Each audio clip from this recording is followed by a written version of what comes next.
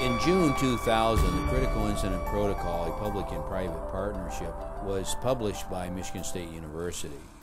It resulted from a grant that we received from the Office of Domestic Preparedness. I'm Rad Jones. I'm an academic specialist with Michigan State University.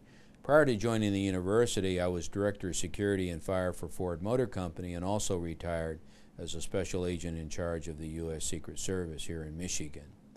How the protocol was developed is we held 5 regional meetings in Michigan. Over 150 persons from both the public and the private sector attended these meetings. And the purpose of the meetings was to obtain from the participants their lessons learned and best practices when they jointly prepared and responded to critical incidents. We took an all-hazard approach, not just for weapons of mass destruction, tornadoes, school shootings, explosions, fire, anything that a community could experience and what was needed for them to work together in order to manage that critical incident. As a law enforcement executive and a law enforcement leader, we have to take a look at how we are structured, how we're situated. We don't have a lot of resources, nor do we have a lot of funds. So to get the job done for the public safety and the public welfare, we've expanded our borders. We've expanded our borders to include the private sector. The private sector has resources, the private sector has the money and the training and the personnel. So what we've done is we've kind of networked with them to come up with a committee to be able to respond to not only law enforcement related initiatives, but also any other natural disaster or any other disaster that may occur in our community. The linking up of the private sector and the public sector together brings all the resources a community has to bear, and even expanding outside of your own community.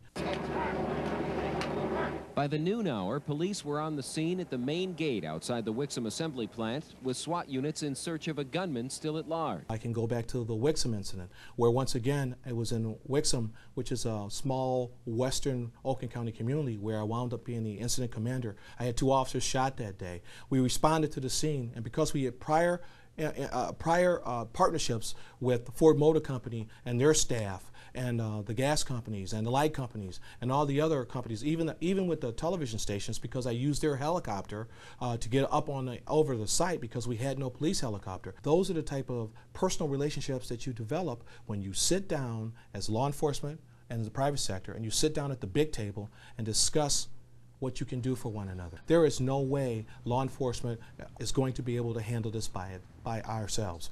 We're going to need all the resources of anybody who has any resource that can sit down at that table to help us solve the problem and help us save lives. That's what it's all about, saving lives and being responsible to the people and their public welfare.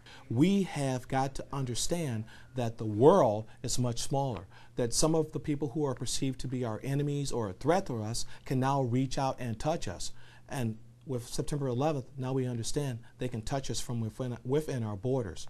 So we have to constantly be thinking of trying to put up the proper defenses, put in the proper resources so that we'll never ever confronted with this type of terrorism threat again. The role that we get out of this is the fact that we are able to talk with the public sector, understand what their role is, how they react, and also give an opportunity for them to understand what the importance is of our business and the things that we look at to protect.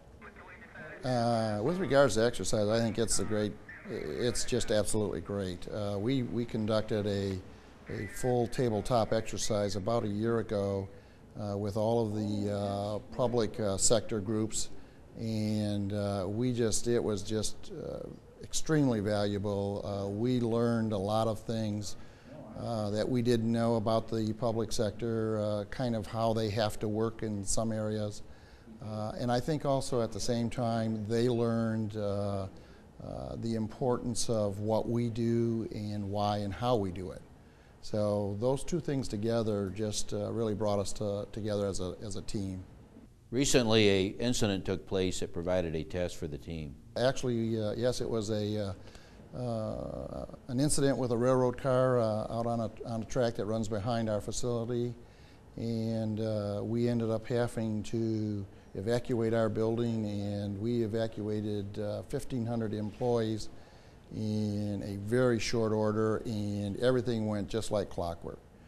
Both the public and the private groups, after we got together and reviewed what had gone on, were just amazed at how smoothly this whole thing went. And that's part of the value of the task force in the public-private relationship, is that it offers us an opportunity to meet the people that are going to be responding to our facility. And again, at the same time, it gives them an opportunity that to meet the people that they're going to be working with when they respond to the facility. So it's a win-win situation for both of us. My experience in responding to the World Trade Center as a staff nurse with the disaster medical team here in Michigan gave me a lot of lessons learned, I guess you could say, and it's hard to maybe quantify them, but what it really brought out was the importance of that medical, pre-hospital, and local community partnership with your private industries. The more we know about what is out there in the local community, the more we're partnering and working with the businesses and industry and the pre-hospital responders, the more when an incident occurs, we're going to be able to work as a coordinated effort.